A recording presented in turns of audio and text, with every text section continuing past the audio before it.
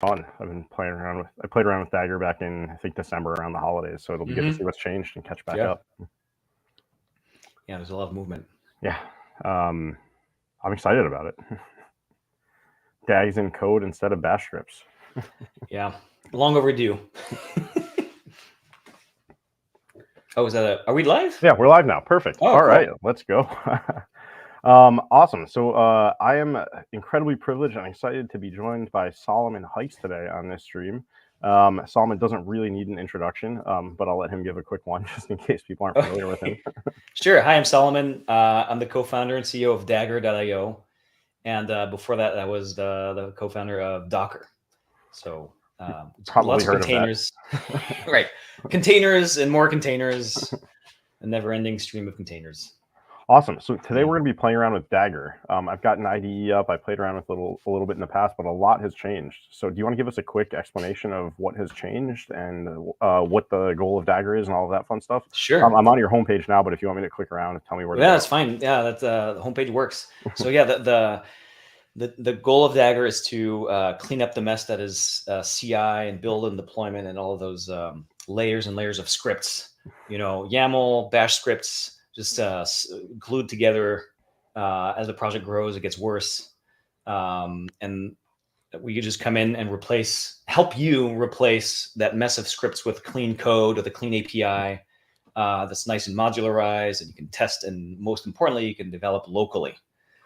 So we get rid of this thing called push and pray, where you change something in the YAML in the script, and then you commit for the 40th time, please work, and then you wait and you get an email saying you made a typo.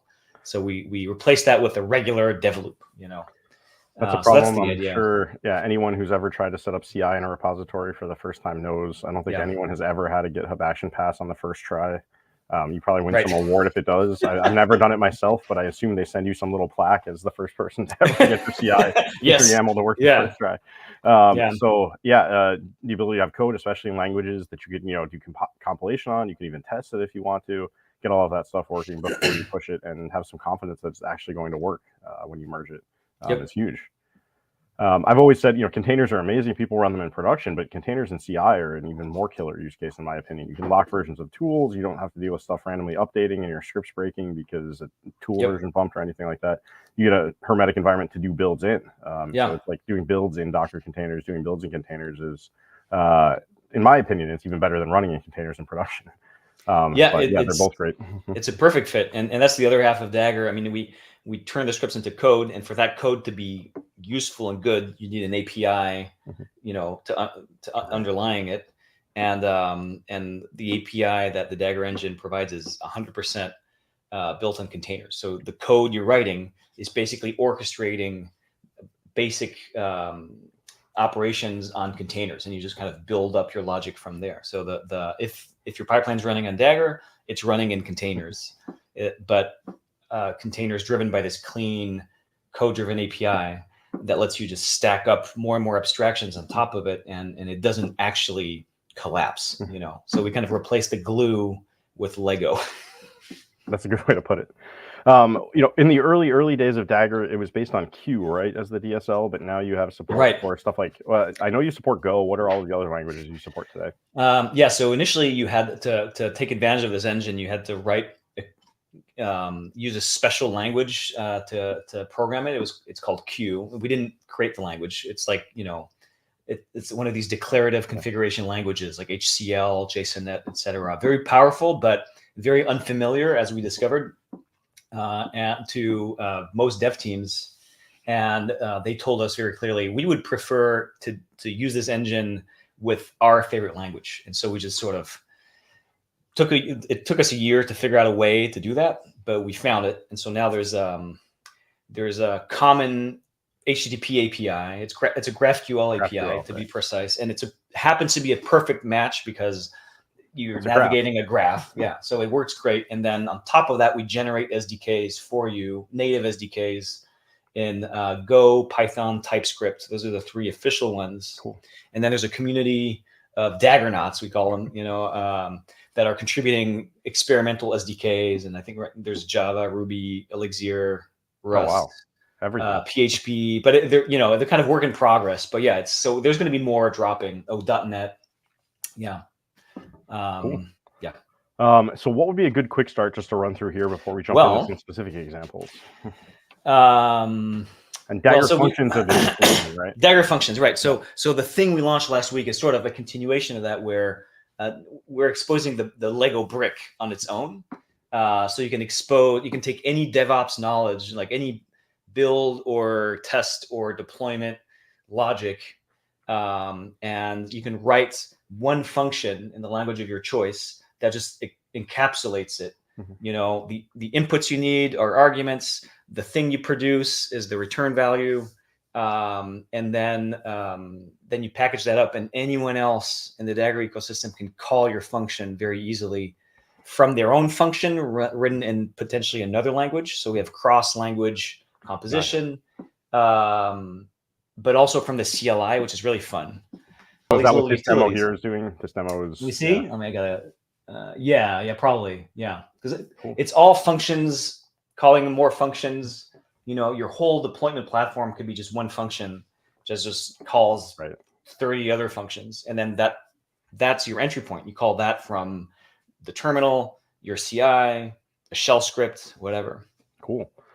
So yeah, when I first looked at this, the basic primitives you have on a container, because it's all container based, you can run a container, you can copy files in and out of those containers. You can copy stuff in, then run it. You can copy stuff out after it runs, or you can kind of link those then into other containers that you're going to run next.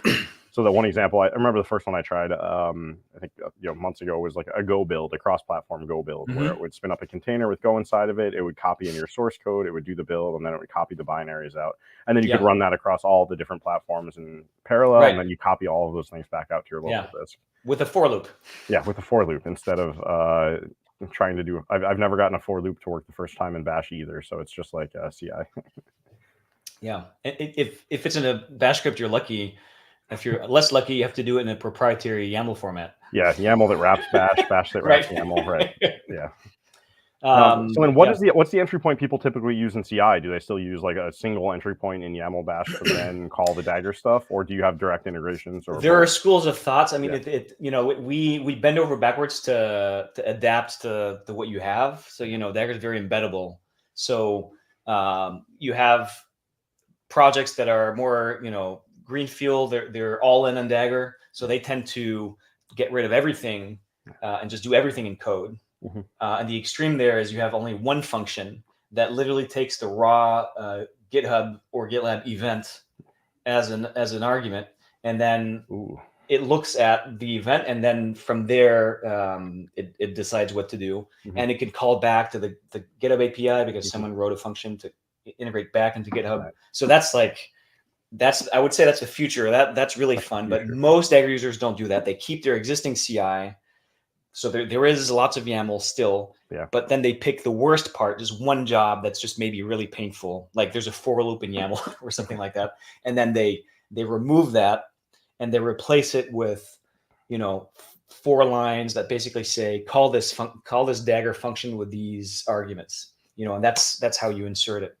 And then when you're in development, before CI kicks in, the same function works. So you bring CI into the development environment. I guess you shift left is the expression. So that's the typical way to do it. You just kind of gradually eat at the YAML Bash monster.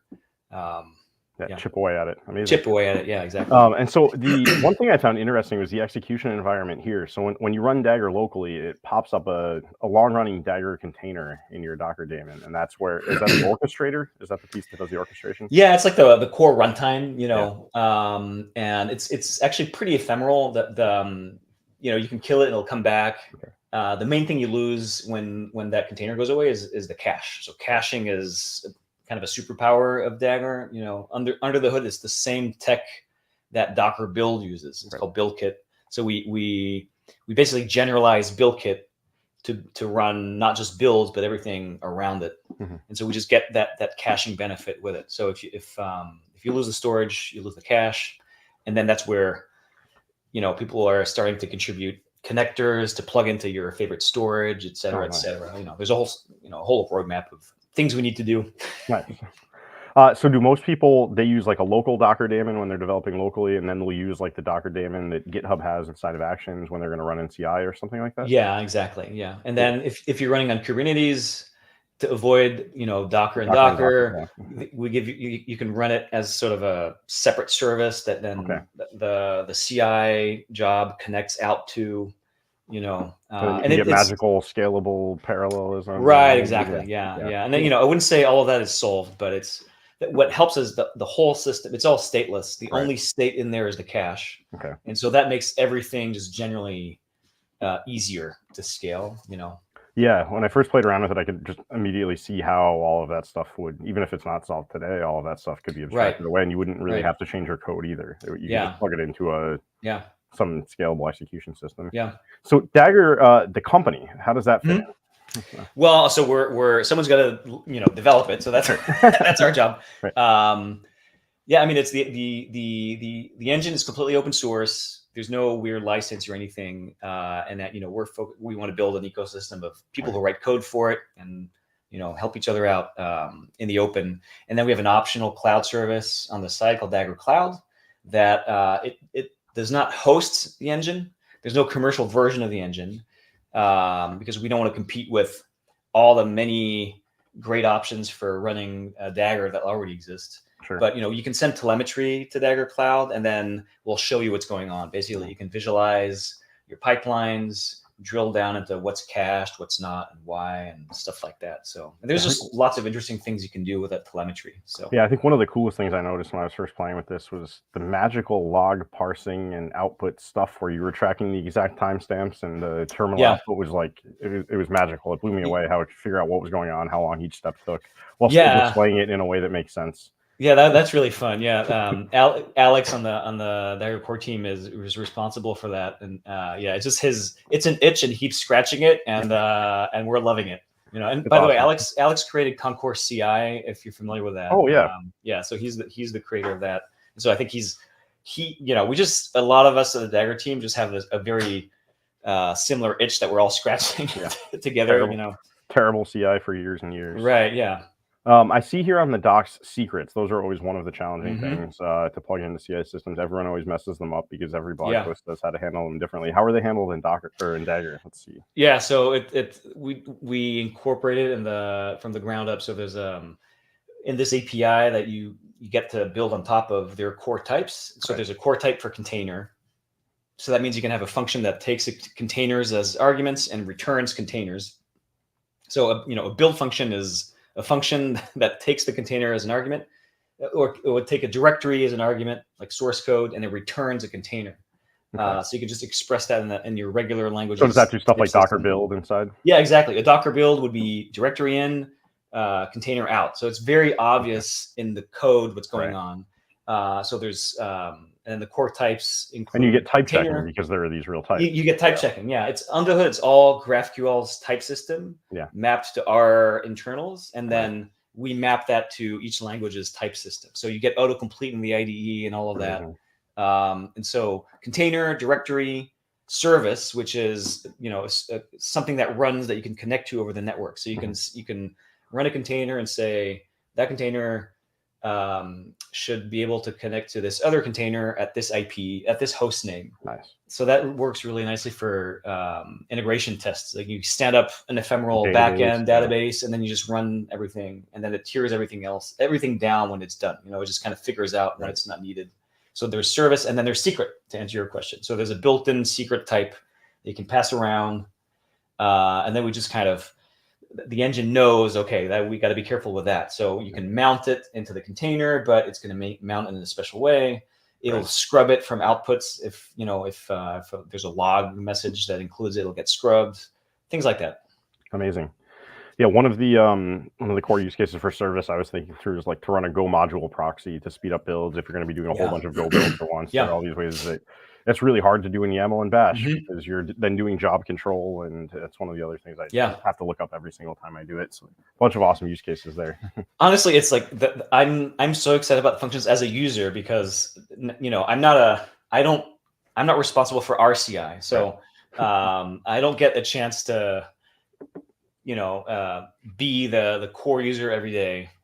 experience the product. But with functions, you know, I take 30 minutes and I write a cool function, and I had a good time. It's like my little fun for the day. And how are the functions shared? The one demo I saw, maybe we should just jump over to that quick start. Sure. We'll answer a bunch of these questions. Where here? Quick start. Quick start, introduction. Yep. Call your first function. That's for call. Yeah. So we basically I installed already before this because sometimes brew randomly takes an hour, so I got through that step. Yeah. So if I just do this, it's going to. This is telling it to call. Yeah. What does the -m mean? Module. Okay. So you're pointing at a module. A module is a directory with source code for Dagger functions. So it's just it's how we package functions to share them. It's all source code, so there's no binary artifact. Everything is built on the fly, and so we just take advantage of the cache. Cool. To make that work. So this is the Daggerverse. Oh, so this is So the Daggerverse is our nickname for the all the Dagger functions out there. It's like a multiverse kind of a thing because you can't. It's not centralized. Right. So I have a repo that I call Daggerverse. It's my little Daggerverse. But some people have just one Git repo for one module. Mm-hmm. You can embed a Dagger module somewhere and then in a mono repo that does other stuff. It's just a Dagger. You got a Dagger.json file. That means I'm a Dagger module. Here's my name. Here's my SDK. And then you can point the Dagger CLI at that and say, load that, and then call a function from it. And so that's what's happening in here. It's just going right to GitHub. They're not stored. You don't have to build or package them or upload them somewhere else. It's all directly from the source code. Cool. Yep. And we're building an indexer. We're basically copying the Go module system because it worked great. Yeah. You can actually go to it. This is a sneak preview. We haven't launched it. Maybe the marketing team will kill me. But see it here first. It's in development. So if you go to our Discord, people are using it all day long, but we haven't announced it to the world. You can go to daggerverse.dev, and that's our index. So we crawl modules. And you're finding these on GitHub. You're seeing the ones people. Yeah, exactly. And you can ping us and say, hey, I got one here now. There's a new tag. Git tags are versions. Yep. And you can see that people are already having a good time building weird things. Yeah, that's awesome. So the hello one that was listed here is this hello. It's going to go to that tag. I think it was 0.1.2. Yep. Yeah, 0.1.2. Yeah. And we're going to call a hello function in here. Yep. So the hello wasn't, the name is hello. If I go back here, it's all in this main.go file. Yeah. So this one uses the Go SDK. So that's in that Go file. And it's just a regular Go function. Cool. It's the only reason we lay them, the arguments are weirdly laid out is because the engine uses the comments on each argument to generate docs. Nice. So it looks weird compared to all in one line, but it's all just regular Go. So this is just for the docs? It's just for the docs, yeah. Okay. And the plus default there, that's a little glue because Go doesn't support GraphQL. Yeah, exactly. GraphQL lets you set default values, but Go doesn't, so you set it that way. Cool. So one thing I noticed when I was looking through here earlier, this dag.container, this broke my Go syntax parsing in my head because you're not importing anything named dag. Is that the secret magic? Yeah, it's a secret. It's not secret, but it is magic. So the way that it has to do with how we got cross-language calling to work. We use CodeGen.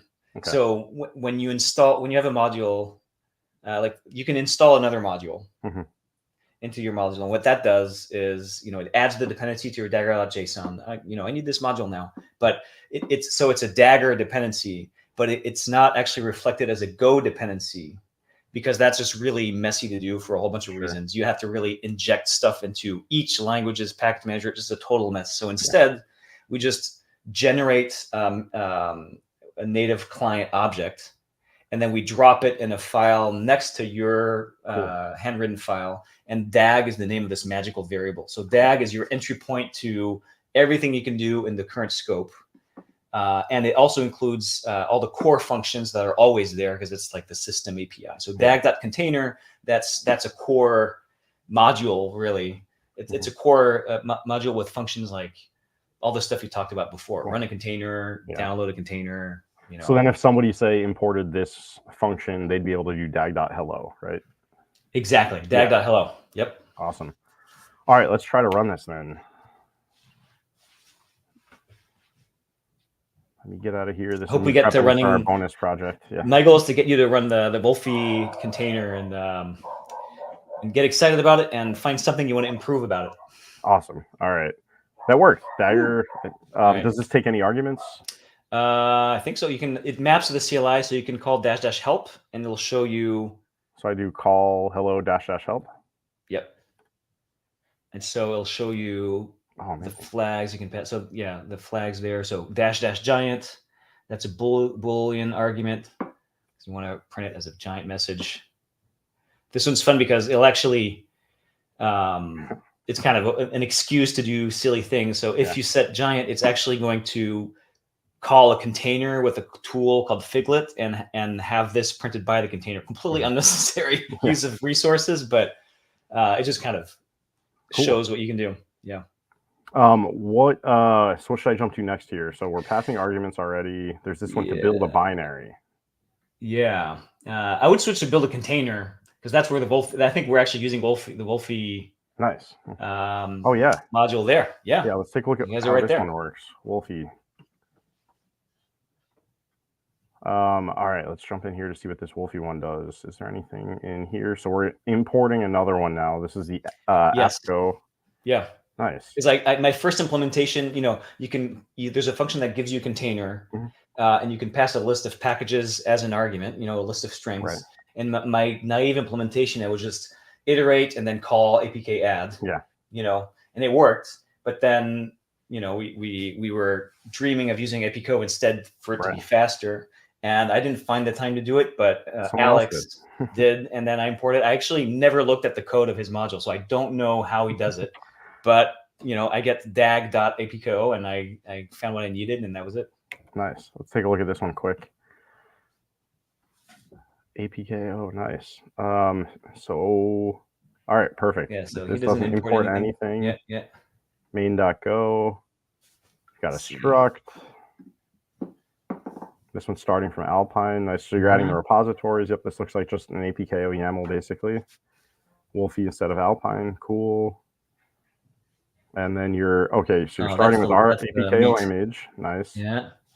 Dropping in the config.yaml. So that must get generated up there in the config function.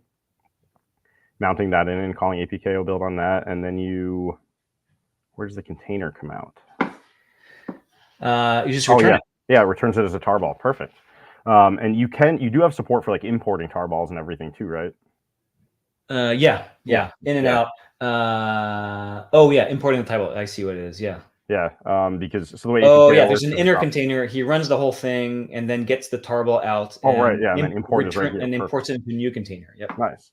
So this generates a Docker tarball format, imports it, and then returns it as a container type. So that's how you go straight from YAML file to container. Yep. Amazing. Let me try to run this one. So this is before you do that, do you mind calling my simpler Wolfie wrapper on top of it? Because I want to show you the most fun part in my opinion, of calling Dagger functions from the terminal is that we have this one here. Perfect. Yeah. So if you call that, it's gonna build a container and then it's gonna say, it's done, but you didn't tell me to do anything with the container. So you container evaluated. So now there's this concept of chaining. Yeah. If you call a function that returns an object, like containers and objects, objects themselves have more functions like methods, and so you can just chain them. So for example, and you can -- help to see what's available, but container as a core type has a lot of stuff. It's basically the whole core. Right. API. So then you can mount other stuff into this one. Exactly. Yeah, you can just chain. But terminal is the fun one because terminal gives you an interactive terminal. You got to drop the -- It's just like terminal. Cool. Yeah. Now we're just going to call that function on it, and we're going to get a. Oh no! I broke something. Oh no! What is going on? Okay. Are you in? I think I saw someone said that we just shipped 0.10.1, and I think someone introduced a regression. Can you just type Dagger version? Ooh. Okay. Yep. Is it I don't know the brew command for this. Any chance you can install 10.0? I think that'll fix it. I also don't know the brew command for that. Okay. Let's look it up. Are you in... Oh, do you want to try something very acrobatic? Sure, let's do it. I have a module, a Dagger module with a function that can give you that can build the CLI from source for you. So normally we're gonna use Dagger to build Dagger. Yes. Right, what do I do? Okay, so let's see. Dagger-m, github.com, shikes, Daggerverse, Dagger.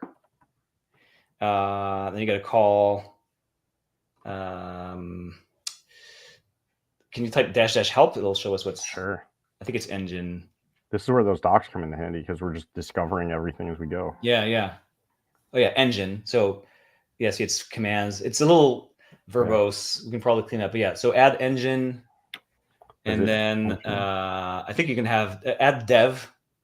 We can just get from source. Let's just from main. You'll get the fix. So do this.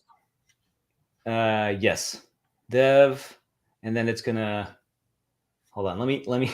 I'm gonna go to Discord just to see if they're telling me stuff like don't use this version. Sure. Dev branch main. I think I have to do. Oh wait, Marcos is sending me a workaround. Hold on. I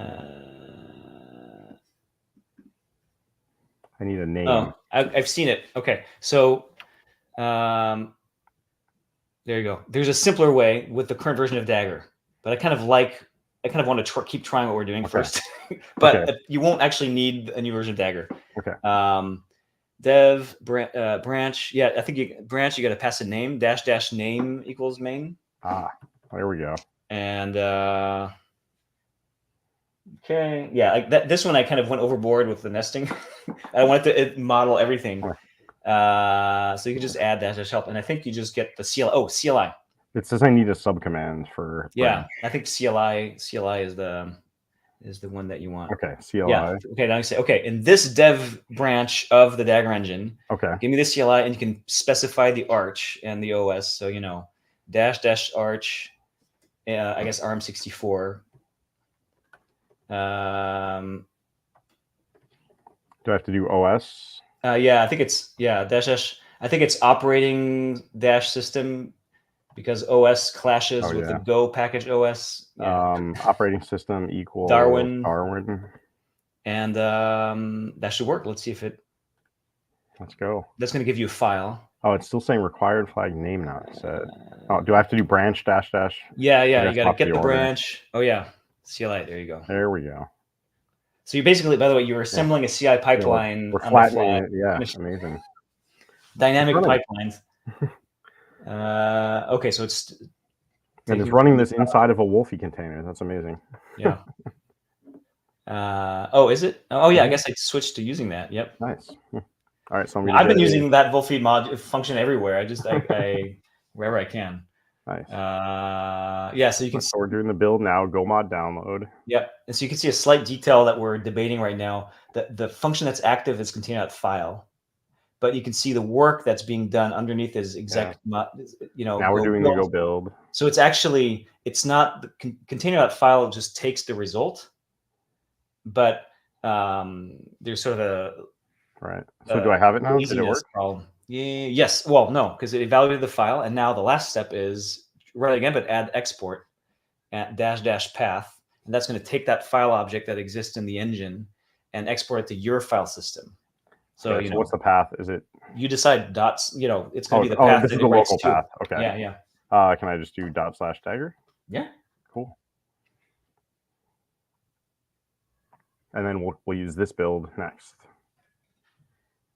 So hopefully, amazing. And make sure I got the OS right. Nice. Okay, it runs. Yeah. We did it. We built our own Dagger. Okay, so now we actually didn't need it because if you go back to the terminal command, I don't know exactly why it crashes, but the workaround is to add a flag --cmd where you can specify the command to run, and I guess bin sh will do. Boom. Yeah, we're in, and we added cowsay. So that part is really fun because what happens is you're developing these elaborate functions that create a container, and then you just have a terminal and you just save, rerun with terminal, and then you just sort of right away you see the result of this container you're dynamically building. It's pretty fun. This is awesome. Cow say moo, and we're in here. And if we did this right, so it also added the package manager. We're in an awesome image with cow say. Sweet. What should we try next? So I had one I wanted to try, but what else is there? We can jump to mine last. Let's see. Well, there's a whole thing around services. Well, I guess you could try and write your own. That would be fun. Like, cool. So what I was going to do is I was going to write a Python wheel builder. Oh. You know how Python wheels work? I know they're messy. Okay. They've gotten and better. There's a tarball in there somewhere. Yeah. Or a zip. Maybe a zip. I think it might be a zip, yeah. They're a package binary format for Python packages. So you start with the Python source, but then you build them into these wheels, which contain C dependencies, and you can cross-compile them for all different systems. It's kind of the magic that makes pip install TensorFlow work when there's crazy C dependencies that have to go on, 37 different platforms. There's a pretty simple API for actually building them when you clone the source now. And so I thought we could do, like, similar to your Go cross compile one, take a Python package straight from the source and then try to build it into a wheel, which we get a wheel for a couple different platforms, and then export them all out. Sounds fun. All right. Yeah. I ran through the steps in another terminal just to show how it works. So I'll do the ugly way first, and then you can make sure that I'm going to do everything correct. So what I did before was I started with a Wolfie container. I added git Python 3 and Py3 pip. Let's go. Then there's this cool Python package called build, pip install build. And then we'll get I was going to do requests, a really common Python package, but if we get this right, then you should just be able to pass in any Git repo. So this would be a parameter. We get into this requests thing, cd into requests. You do python-m build. And then this sets up an environment, installs all the build dependencies, does the build, and then you get the source tar and your wheel. So how would we translate this to Dagger now? I guess it would take to make it really useful, it would probably take a list of other build dependencies you might need. Some of these have C stuff. It would take the dependencies they're not all expressed in that one directory? No, you might need like CMake or other crazy system things like that. If there's like crazy C CUDA driver stuff you have to install. So like we can get a good setup with Python, and like it handles the Python dependencies, but it doesn't handle any other system ones in there. So we should probably make that a parameter. The Git repository could be a parameter. If we want to go crazy, we could do branches and everything like that, but we can skip that and leave that for someone else to add. So one nice, so I think the basic version of this, it's probably a function that takes a directory object as argument, and it returns, is it a file, or is wheel an actual It's individual? A file. Okay, so directory in, file out, and then we can add a bunch of optional arguments. Cool. And the nice thing about the directory is a directory object. It's really, it's a pipeline that produces a just-in-time directory, right? It's a dynamic directory. And so that could be, it could come out of fetching a Git repository at any branch or tag, or it could come from loading a local directory. So there's like a conversion from like Git repositories into that directory. Yeah, so basically it's all abstracted away from that directory type. And so your function doesn't have to know if it's coming from a remote Git or a local or whatever, which is really nice. Yeah. Because then you can compose it into all sorts of places. Awesome. So how do I get started? Is there something I should copy paste? Or is there like in a Dagger init command? No, you just Dagger init, and pass a directory if you want it to create the directory. I've got one here. And then Dagger. So you can have a module without any code, because sometimes you just want a place to install dependencies and call them, right? Yep. But in this case, you want to develop functions with a specific SDK. So Dagger develop, and you need to specify an SDK, -s SDK. We got 3 right now that support functions. So I only know Go, so we'll do that. There you go, Go, and that's it. Okay. Cool. So what did this create for me? So by default, it's going to drop a bunch of source files in the Dagger directory. Cool. Let's open here. Awesome. So I got my Dagger JSON up here. I've got, and this is where I start typing code. Yep. So it gave you like this is you get a little scaffolding to get you started. Can I run this right now? Yeah. It's runnable. All right. So I'll put Dagger functions is like a little shortcut to list available functions. And then, Dagger call this. You don't need the -m because it'll default to the current module. And you need string arg.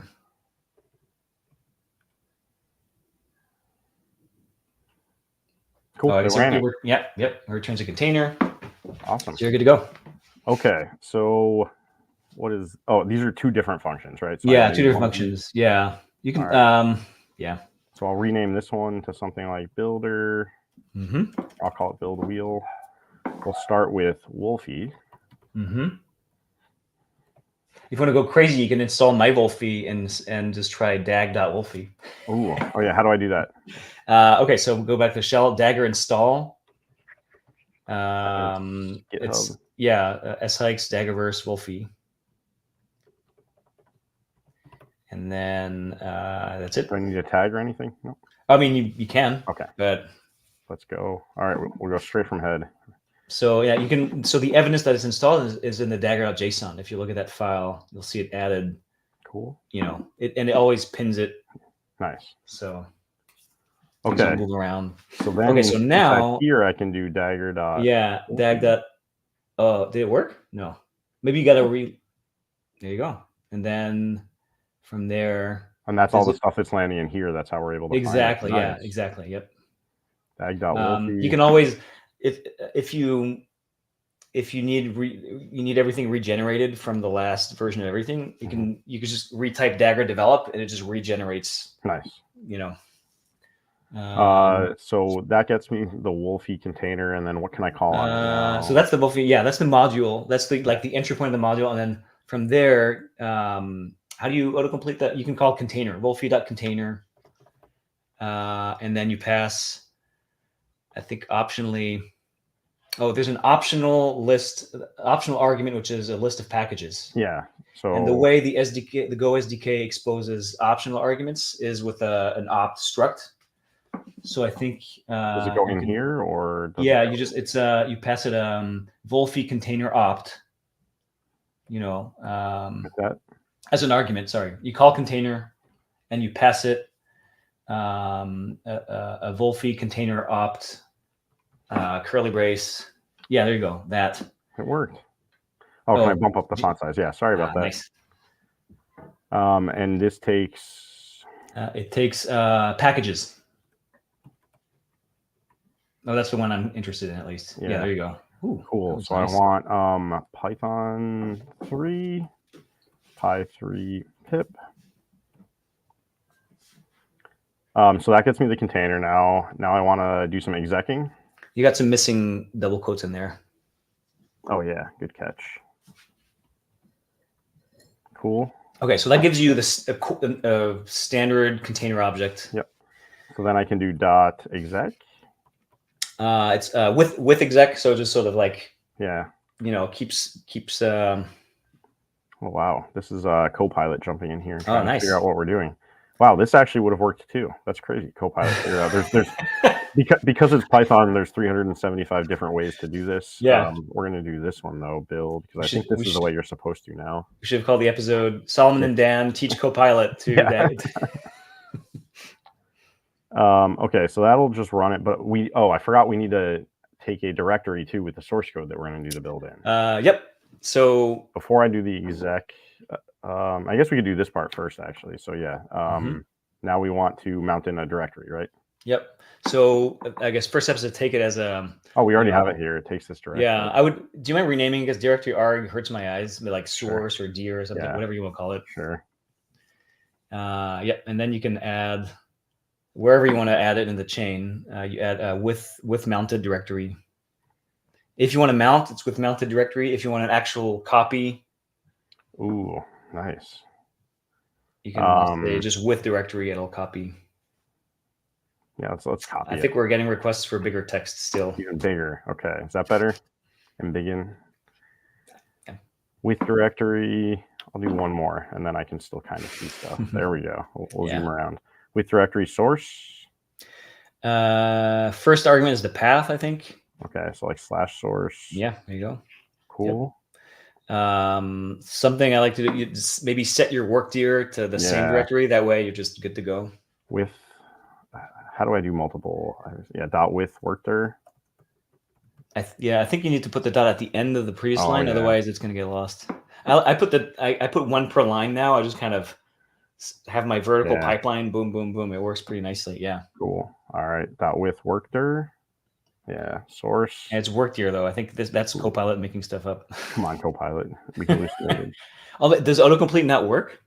It might be fighting with Copilot or something. It kind of works, but yeah. Okay. So now, it's with work dir. I think just lowercase dir at the end. Cool. Yeah. And then now we're gonna with exec. Mm-hmm. That looks correct. So there's probably cache directories that we can make this even fancier. Yeah. All right, so now if I run this, so that's gonna return the container after having done all that. Yeah. And then from there, you want to select a specific file, right? Yeah. So .file. And is the path always the same, or it'll be a different final name? It'll be something like */wheel in that dist directory. Oh, any chance you can force the? Probably.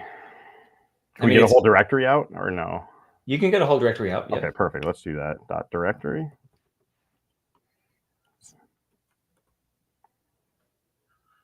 Oh, I see. Yeah, you can even make it just dist since you're in SRC. Oh yeah, nice. Cool. And then how do I make it? It? Oh, and then when I run it, I get to decide where to put it locally. Yeah, or whatever you want to, plug it into another function. Oh, right. Yeah, amazing. Et cetera. You just need to change the return value to a star directory. Cool. One cool detail of the Go SDK is that you can actually decide. Like for example, in this example, you don't actually, because everything's lazy. Mm-hmm. You don't actually need the context or to return the error. And so you can just remove them and the SDK will figure it out. So you can kind of switch back and forth with error, without error. And it'll just kind of generate. So it's getting a little mad at me here saying not enough return values. Oh yeah, because it has error up here, but I'm not returning. Exactly, yeah. So it's just, here you go. Awesome. All right, so now you can even kill the context. You don't need that either. And some of the calls, some of the core functions need it. Like if you want to get the standard output of a container, after executing something. Yeah. Cool. So how do we run this now? So yeah, just go back, Dagger call. And we called it build wheel. So so it's going to map it to build it. Yeah, exactly. And we called it source. Yep. And now how do I can just. So this is where the CLI as a convenience, you can only give it a string, obviously here, and it's going to interpret it either as a local path, or if you add HTTPS or SSH, it'll magically figure this out. To Git, yeah. At the moment, do I need to do .git so it knows, or no? Nice. Yeah, so this should work. Let's try it. This is amazing. This would have taken hours in YAML and it never would have worked. Yeah. By the way, we're going to add some caching. It's going to be a little faster. Oh, cool. So I didn't copy it out, but the whole thing built. So now to copy it out. Yeah, built. And so now, how do I get the result? So if you want to just really quick see if it works, you can call entries. Will just be like an ls at the top of that directory. So you just really quickly see what. Yeah. Yeah, we did it. There it is. Yeah. So then you can export, give it a path, and then it'll just export it out.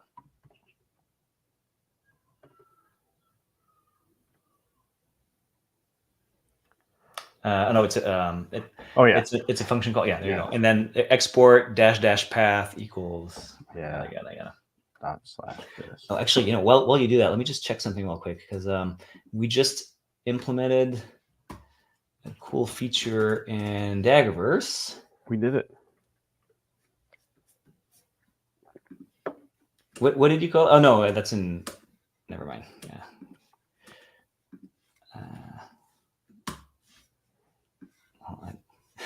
I can't find you anymore. Oh, there you are. You did it. Nice. So now let's see. So now, for example, if you could like. Let's pretend I want to do this for multiple architectures in a loop. Okay. How would we do that? Well, do you know how to do it here? No. What do we do? I mean, do you know how to do it with the Python tooling? We would just run it one in an ARM container, one in an AMD container. Oh, okay. Yeah. So in that case, so container supports with platform. Nice. So we would do 2 of them, or like a loop, or yeah, for example. Cool. Okay. So instead of the return here, just name this something. Yeah. I'll call this. They're all, the state of it's just you can put it in an immutable variable, and then you just got to remember in the beginning, once it clicks, it's fine, but sometimes you'll just instinctively just try to mutate it, and then forget that you have to take the new container that's produced and reassign that. So what do I do for it's with platform? I think so. To be honest, I don't remember. So let's see if we can figure it out together. I think there's a type you need to. Yeah, this is where the autocomplete would be. Yeah. Let me pull up the docs real quick. Here we go. I think autocomplete's here with. With platform, does it have that? No.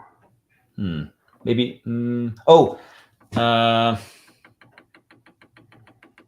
Well, maybe it's in container. Maybe it's in a. Okay, wait, hold on. We're close. Yeah, we're close. So, to be honest, a lot of times what I do is I take advantage of cross-compile features of the tooling. That's easier to orchestrate.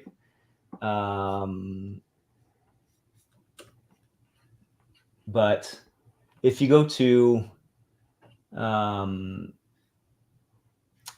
docs.dagger.io, there's an API reference there.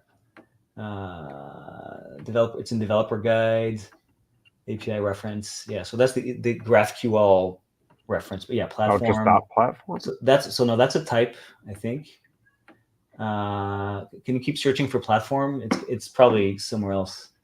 There you go. Argument. Okay, so it's what you initialize. Okay, so the problem is because you're using my wrapper. And it doesn't expose that? I don't expose it, yeah. Okay. Oh, well. We're close. Also, the way it works is with at the moment, we don't have clustering. So the engine you talk to is the engine that's going to actually do all the work. That engine is actually running on one architecture, right? Yeah. And so if you tell it to run in another architecture, it's going to do it, but it's going to do it with QEMU, so it's going to be slower. Yeah. Totally fair. Close enough. Close enough. This was amazing. What else should we try? We can probably do one more in the next 10 minutes. Okay. Maybe we have, I thought this was going to take way longer. Nice. If you move Dagger to Dagger. Oh. No, the autocomplete is working. The platform just wasn't there. Oh, I see. Yeah. Any requests for maybe in the comments? Oh, there's an issue to make the platform stuff better. Oh, cool. Yeah. Let's see. Well, is there some way to combine that with a Wolfie module somehow? Well, I'm not sure how.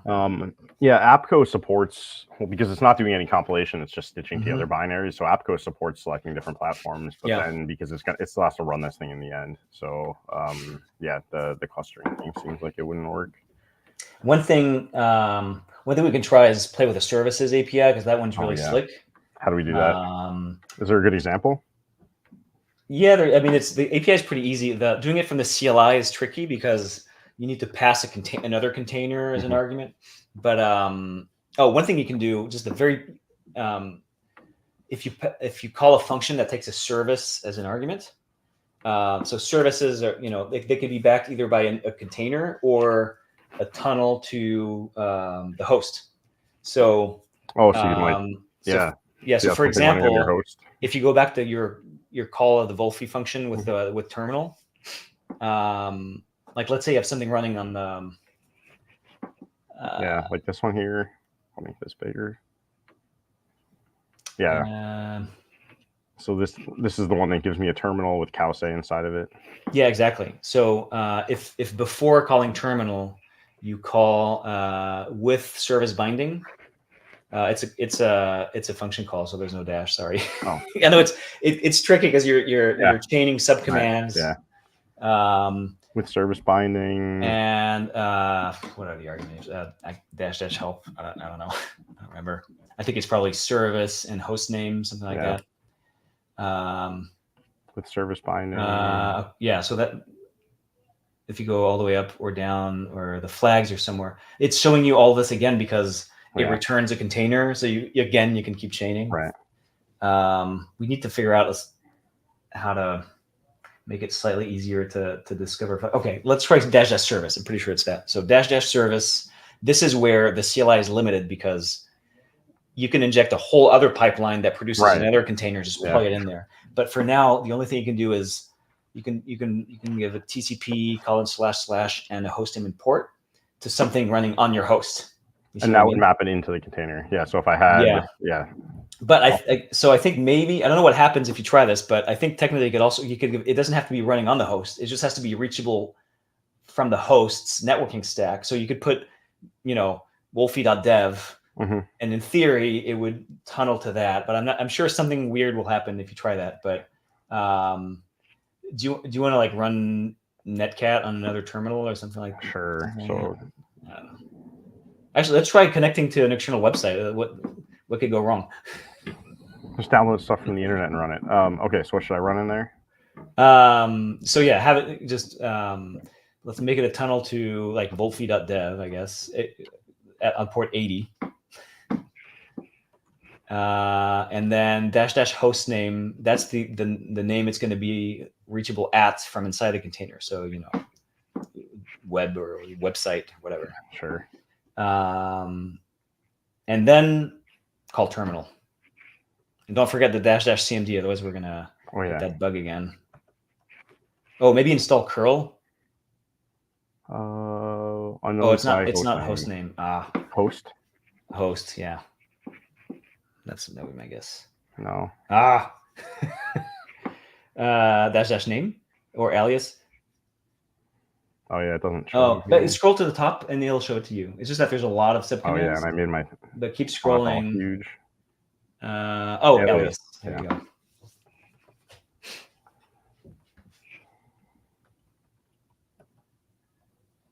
Website. Yep. And then terminal. Oh yeah, but because it's cached. You're gonna get that. You're gonna hit that button. Yep. Yeah. Sorry about that, audience. It wouldn't be a real demo if it worked. Of course. And I can just add curl here. Oh yeah. Curl website. I guess. Yeah. Let's see what happens. Nothing. Oh.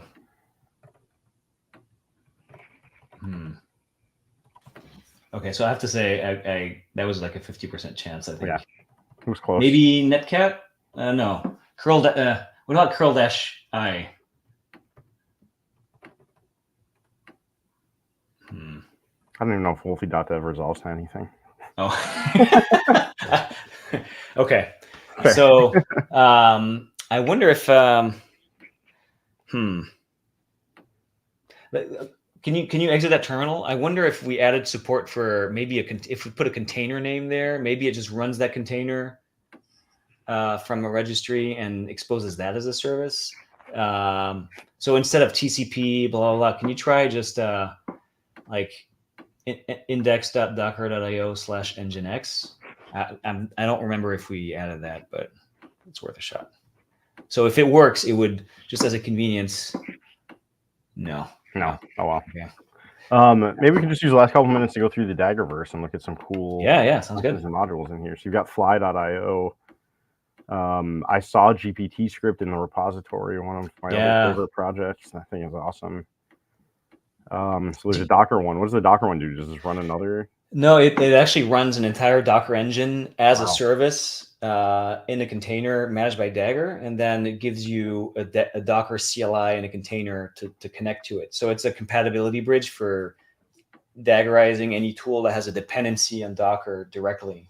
There's this tool called Docker Slim, the Slim toolkit, and we ported it with Kyle, the author, to a Dagger module. Yeah, so that uses the other module. Amazing. So that was fun. Android does Android builds. There's container scanning in here with Gripe. Mm-hmm. And so you're just scraping GitHub to find all of these, or do people submit them? No, this is so the way it works is you manually publish them. Oh, okay. So they publish it so that other people find it. And then we added the same thing. Just I think this week we're doing the same model as Go, where by default public analytics flow to the service. So we just auto-publish stuff as it's getting used. And then that way we can show you the DAG, right? You can say, oh, this. You can track how much stuff is getting used. And we can exactly. Yeah. So once we have that, we can say, hey, your module is getting a lot of usage, etc. So it makes it just more useful. So how many modules are in here now? I think it's about 200 or so. Wow. We haven't launched yet, so this is just from the Discord community, just getting excited. Hopefully, we get more once we launch. Nice. This is cool. What happens if maybe let's break the glass here a little bit.